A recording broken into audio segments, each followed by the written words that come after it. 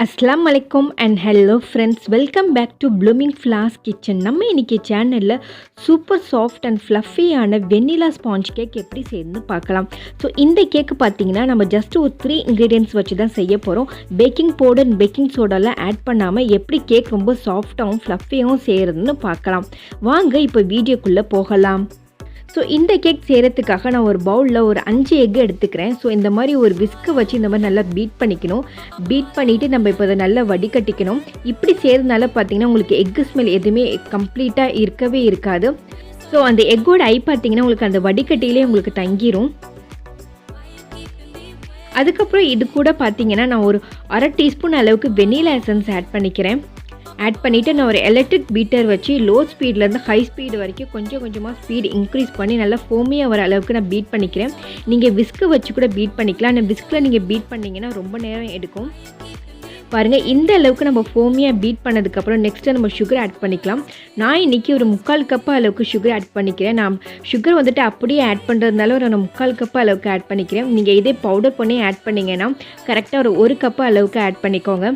இப்போ அதை நம்ம கொஞ்சம் கொஞ்சமாக சேர்த்து நம்ம நல்லா க்ரீமியாக ஃபோமியாக வர அளவுக்கு நம்ம பீட் பண்ணி எடுத்துக்கணும்.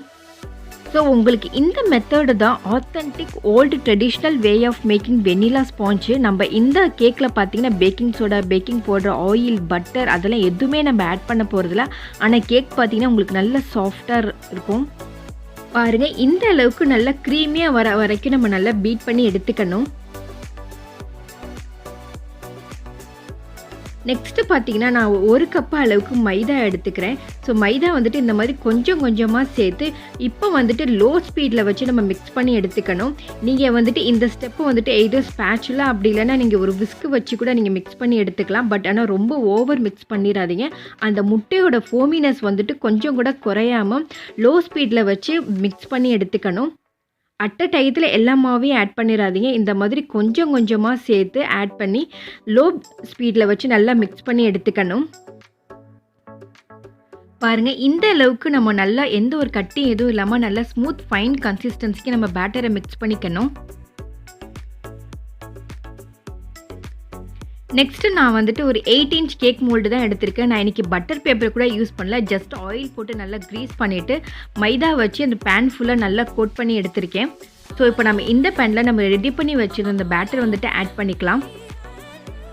ஸோ கன்சிஸ்டன்சி பார்த்தீங்கன்னா உங்களுக்கு இப்படி தான் இருக்கணும். இதுக்கு பேர் தான் உங்களுக்கு 1 ரிப்பன் கன்சிஸ்டன்சின்னு சொல்லுவாங்க.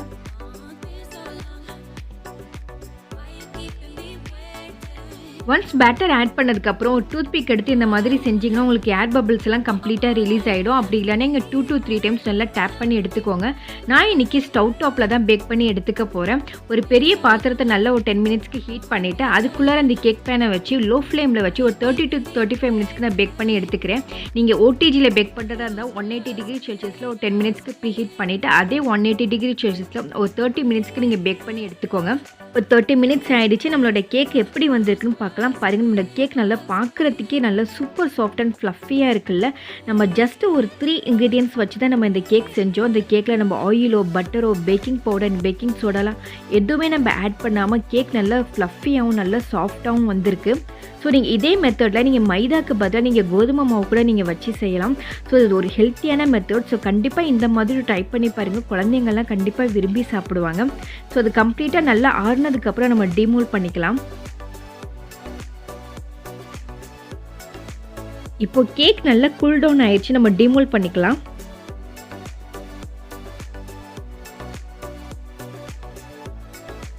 பாருங்கள், நம்மளோட கேக் பார்த்தீங்கன்னா கேக் பேனில் கொஞ்சம் கூட ஒட்டாமல் நல்லா சூப்பராக வந்திருக்கு. உங்களுக்கு வீடியோவில் பார்க்க போகும்போதே தெரியும்னு நினைக்கிறேன் கேக் எந்த அளவுக்கு நல்லா சூப்பர் சாஃப்டாகவும் நல்லா ஃப்ளஃபியாகவும் இருக்குன்னு. பாருங்கள், நம்ம baking powder, baking soda and cake raising agents நம்ம எதுவுமே ஆட் பண்ணாமல் ஜஸ்ட் ஒரு 3 இன்க்ரீடியன்ட்ஸ் வச்சு நம்ம சூப்பர் சாஃப்ட் அண்ட் ஃப்ளஃபியான வெனிலா ஸ்பாஞ்ச் கேக் ரெடி பண்ணியாச்சு. ஸோ இந்த மெத்தடில் நீங்கள் ட்ரை பண்ணி பாருங்கள். உங்களுக்கு இந்த ரெசிபி பிடிச்சிருச்சுன்னா please subscribe my channel, like, comment and share my videos. Next வீடியோவில் உங்களை மீட் பண்ணுறேன். Until it's bye from blooming flowers kitchen. Take care. அஸ்ஸலாமு அலைக்கும் and thank you so much for வாட்சிங்.